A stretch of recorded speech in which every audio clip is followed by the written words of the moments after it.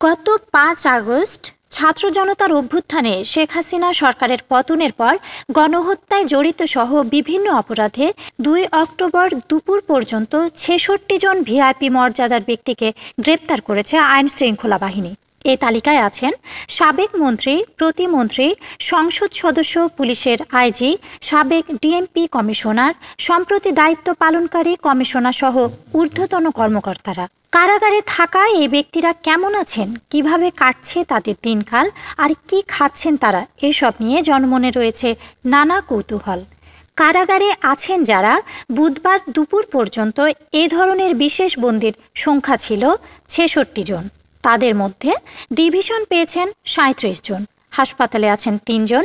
কারা সংশ্লিষ্ট সূত্র জানায়, এই মুহূর্তে ঢাকা কেন্দ্রীয় কারাগারে যেসব ডিভিশন প্রাপ্ত বিশেষ বন্দী আছেন তারা হলেন দুর্যোগ ও ত্রাণ মন্ত্রণালয়ের সাবেক সিনিয়র সচিব শাহ কামাল, সাবেক মন্ত্রী রাশেদ খান মেনন, সাবেক প্রধানমন্ত্রীর উপদেষ্টা ও সাবেক সংসদ সদস্য সালমান এফ রহমান, সাবেক সংসদ সদস্য সাদেক খান, এনটিএমসির সাবেক মহাপরিচালক মেজর জেনারেল অবসরপ্রাপ্ত জিয়াউল হাসান, সাবেক আইনমন্ত্রী আনিসুল হক, সাবেক হুইপ আ.স.ম ফিরোজ, সাবেক প্রতিমন্ত্রী জুনায়েদ আহমেদ পলক, সাবেক ডেপুটি স্পিকার শামসুল হক টুকু, সাবেক উপমন্ত্রী আরিফ খান জয়, সাবেক বাণিজ্যমন্ত্রী টিপু মুন্সি, সাবেক সংসদ সদস্য আব্দুস সোবহান গোলাপ, হাজী মোহাম্মদ সেলিম, সাবেক নৌ পরিবহন মন্ত্রী শাহজাহান খান, সাবেক তথ্যমন্ত্রী হাসানুল হক ইনু, সাবেক আইজিপি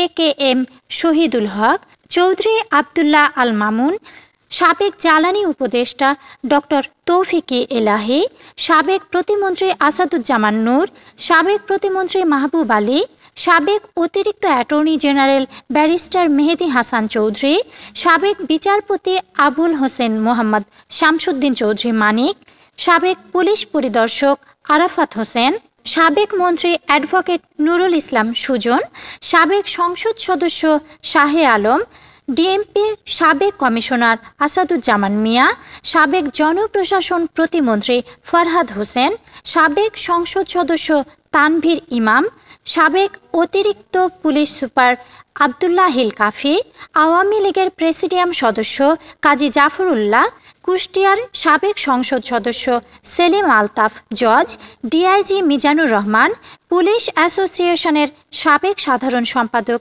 মাজহারুল ইসলাম, সাবেক শিল্পমন্ত্রী নুরুল মজিদ মাহমুদ হুমায়ুন এবং যাত্রাবাড়ি থানার সাবেক ওসি আবুল হাসান।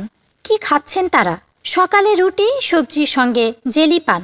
সাধারণ বন্দীদের জন্য চায়ের ব্যবস্থা না থাকলেও ডিভিশন প্রাপ্ত বন্দীদের চা দেওয়া হয়। সাধারণ বন্দীরা মাছ মাংস পান একবেলা, কিন্তু ডিভিশন প্রাপ্ত বন্দীরা 2 বেলা মাছ মাংস পান, কিন্তু পরিমাণ সবার জন্য সমান।